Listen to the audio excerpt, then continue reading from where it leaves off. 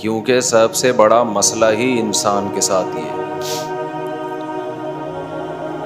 ہم مذہب کو فالو کرتے ہیں ایز اے کلچر. اللہ کہتے ہیں نا نا نا ایز اے کلچر نہیں، بلکہ آپ نے مذہب کو فالو کرنا ہے اس لیے کہ مذہب پہ چلنا میری نجات کے لیے ضروری ہے، اس کے بغیر پکڑا جاؤں گا میں. تو اللہ نے اس کی کچھ دلائل دیے. ام حسب الذین اجترحوا السیئات ان نجعلهم کالذین آمنوا وعملوا الصالحات.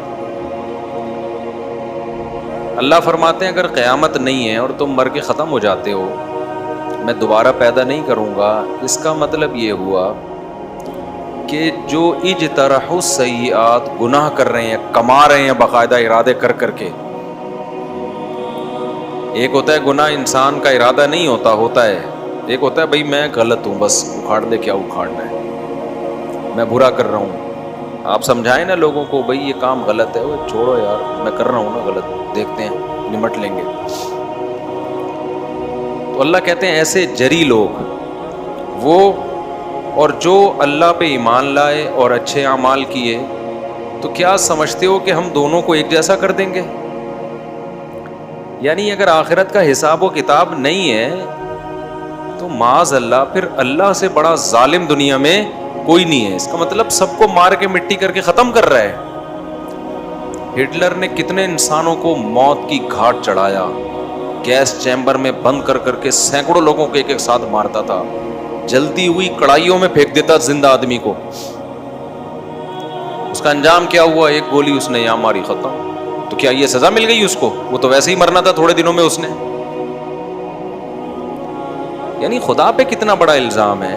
ہم مر کے مٹی ہو کے ختم ہو گئے، بس فنش، کہانی کیا ہو گئی؟ ختم. نا نا نا، اللہ کہتے ہیں یہ کیسے گمان رکھتے ہو میرے بارے میں؟ سواء محیاہم ومماتہم، کہ جیسے تمہاری زندگی ایک جیسی ہے موت بھی ایک جیسی ہوگی. ایسا نہیں ہو سکتا، زندگی تو ایک ہی جیسی ہے نا سب کی.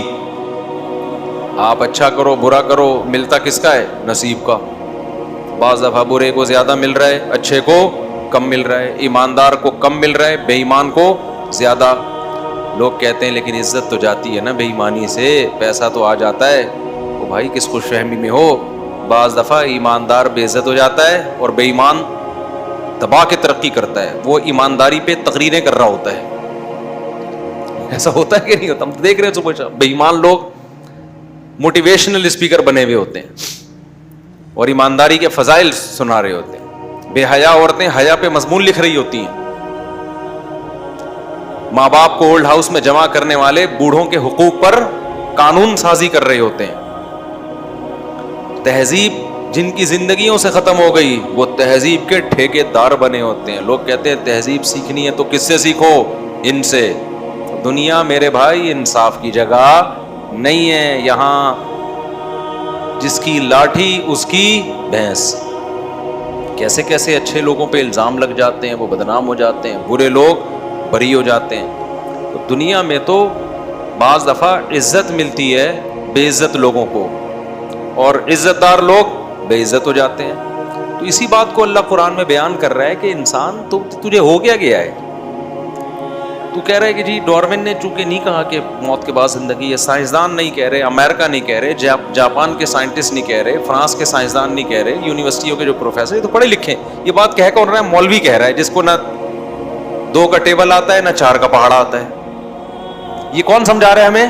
مولوی، جو نہ یونیورسٹی سے فارغ ہے، نہ ڈاکٹر ہے، نہ انجینئر ہے، نہ سائنٹسٹ ہے. وہ کہہ رہا ہے بھائی قبر کا کیا ہوگا؟ عذاب ہوگا. فرعون کو صبح و شام جلایا جاتا ہے. سائنس کہے گی تو مانیں گے ہم، سائنس کہے گی تو مانیں گے ہم. تو اللہ بتا رہا ہے کہ جس چیز کو تم نے سائنس سمجھا ہوا ہے نا وہ حرف آخر نہیں ہے.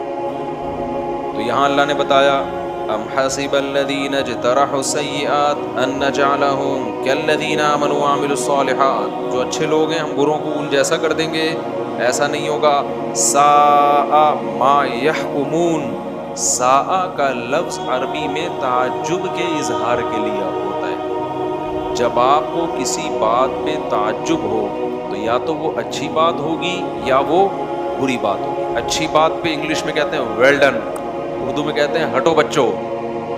बुरी बात पे क्या कहते हैं?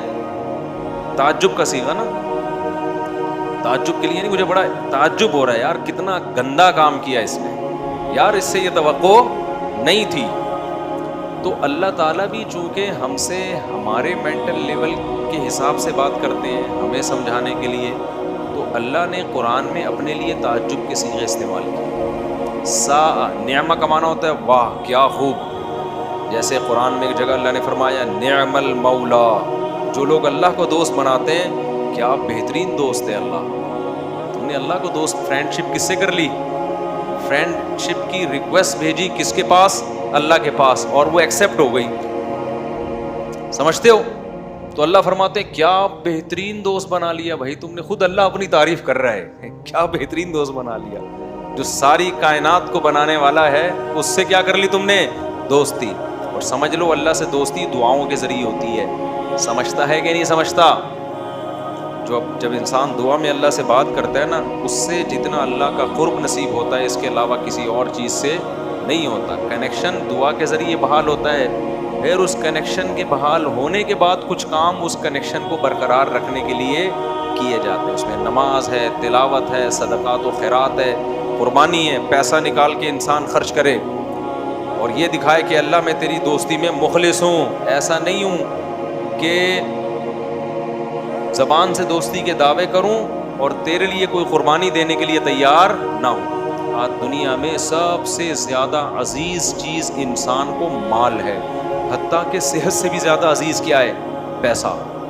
इसलिए मेरे भाई जब तक ये रोकड़ा अल्लाह के लिए खर्च नहीं करोगे ना, अल्लाह आपकी मोहब्बत और ईमान पे यकीन नहीं करेगा। इसलिए सहाबा ने सबसे ज़्यादा फोकस पैसे को किया, बता पैसा खर्च करो। समझते हो कि नहीं समझते?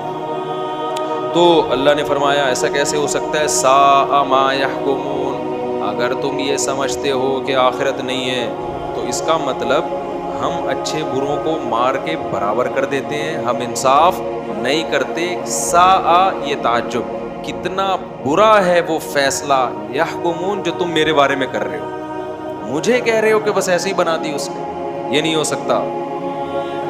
आगे अल्लाह ताला फरमाते हैं खलक़ल्लाहु समावाति वल अर्ज़ बिल हक़्क़ि, ए अल्लाह तू पैगम्बरों के ज़रिए तो ये बात हमें समझा रहा है कि क़यामत कायम होगी, हिसाब व किताब का एक दिन मुतय्यन है। तो इस कायनात में तूने ऐसी कोई दलील क्यों पैदा नहीं की जिससे कायनात को देख के हमें पता चल जाए कि ये कायनात किसी मकसद के लिए पैदा हुई है?